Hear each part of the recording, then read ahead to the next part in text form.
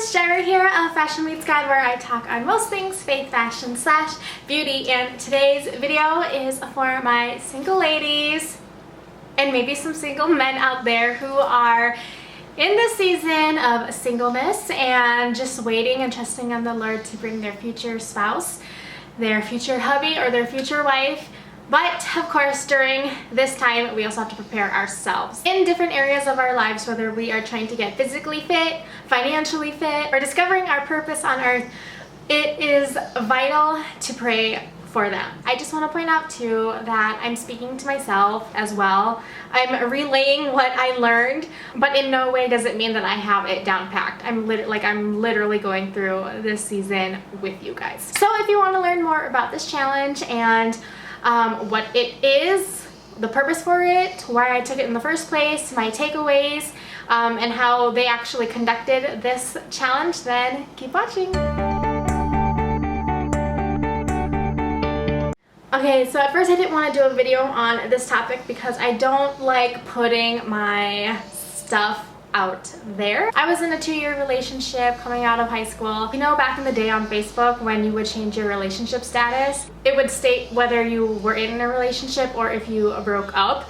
And when you published it, it would take like half of the page of your timeline. So it was like this huge announcement and everyone knew about your business, and we were so on and off. So I said, I am never doing this again. But I thought this challenge was really interesting and important because it's something that we really need to intentionally do while we are single. So how I found out about this challenge was my friend from Cali, shout out to my girl Kritzia, she actually DM'd me Jamal and Natasha Miller's Instagram video, and they were basically talking about the challenge that was going to start next week and what the challenge was about. I was very interested and I just felt very moved. I felt very led to join after I watched it. And especially these last 6 months, I've been very intentional in praying for my future husband. I would pray for my future husband in the past, you know, here and there. I really thought of it as more of like a romantic thing. Like, I remember buying a notebook from the dollar store, and then I told myself,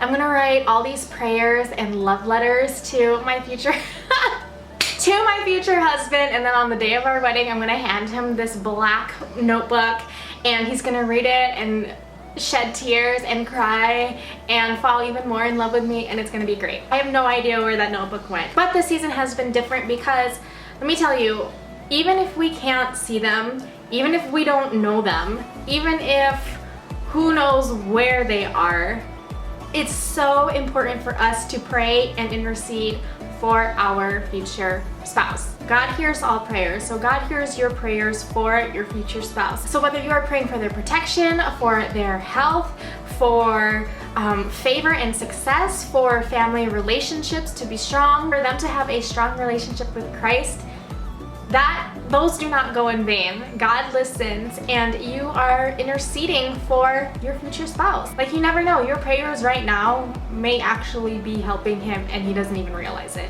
Okay, so going back to the challenge. So you sign up and then you join their online community on Facebook, and this community thread went off. There were about 70,000 people from all over the world who joined this challenge, and hundreds of people on this Facebook group would share their testimony, man, and some were like really deep. Like, some you would need your Kleenex because they were just really, they went through things that people should never have to experience in their lives. And even some people who took the challenge in previous years shared their testimonies on how they like found their spice, how they found their spouse within like a year and got married. So it was definitely a beautiful thing to read, and prayer works, y'all. Every day, Jamal and Natasha, the founders of this Pray for Your Future Spouse challenge, such a tongue twister, they would send out an email every single day for the challenge. For that day, there would be a specific topic, a devotional, a central like main theme verse, and then a prayer. They also had a morning session of like maybe corporate prayer, or they would bring other people in and give a little message and talk about, you know, what they learned from their season of singleness and what we can do to prepare for marriage in ours. And then they would have an evening Facebook Live or video, pretty much doing the same thing and just really diving deep into that specific topic for that day. So day 1 was praying for their relationship with God. Day 2 was praying for healing from their past. Day 3 was praying for their purpose. Day 4 was on praying for their sexual purity. And day 5 was praying that they are in preparation for marriage. Takeaway number 1 was from day 3. They said a very profound line, and they said, pray that you come together in purpose to fulfill purpose. We should have chemistry, obviously, with our future spouse, but our purposes should have chemistry too. Now, I don't mean that your purpose should be the exact same, like you guys should both be in the same job or career field, or you guys should both be serving in the church and in ministry. But 1, your future spouse should know and walk in their purpose, because knowing and actually taking action and doing something is completely different. 2, you must know and walk in your purpose. And 3, your purposes must align and help one another accomplish and go further in them. Takeaway number 2 was on day 4 on sexual purity. And man, the community went off during this day. Self-control isn't just necessary in being single, but also in marriage. They actually said that your spouse won't be the last person you will be attracted to in your life. I was like, whoa. So not only do we need to be loving and committed and selfless, but we also need to have and maintain that self-controlled and disciplining our flesh. Takeaway number 3, this whole challenge was obviously meant to pray for our future spouse and interceding for them and preparing for that time and season in our lives in the future. But the biggest takeaway I probably got from this whole challenge was that I need these prayers for myself, because man, after this challenge, I feel like I have so much to work on.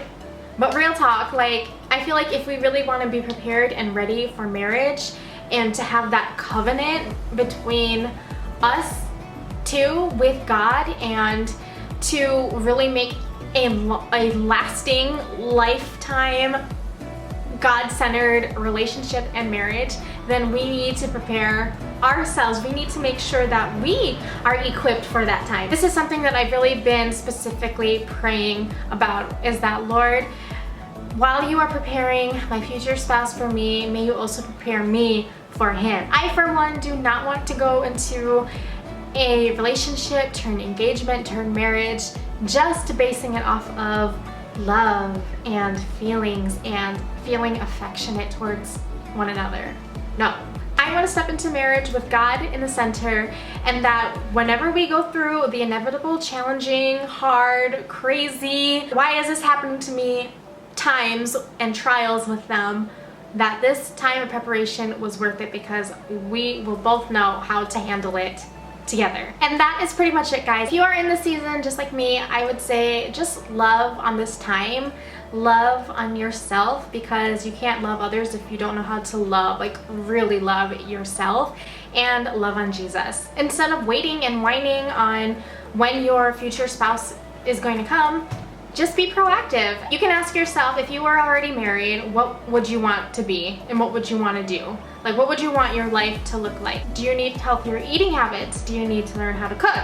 Do you need to manage your finances better? Do you need to ask God for a more humble heart? Do you need to ask him for patience? Work on these things and work on them with God, because he, more than anyone, wants you to be ready, equipped, and prepared going into that next season of marriage and covenant with your future spouse. Be real with yourself, because it's a great time to be real with yourself and be real with God. That's pretty much it, guys. I hope you enjoyed this video, and don't forget to like and subscribe for more videos on faith, fashion / beauty things. And I am going to head to church now, so I will talk to you guys all later. God bless. Bye.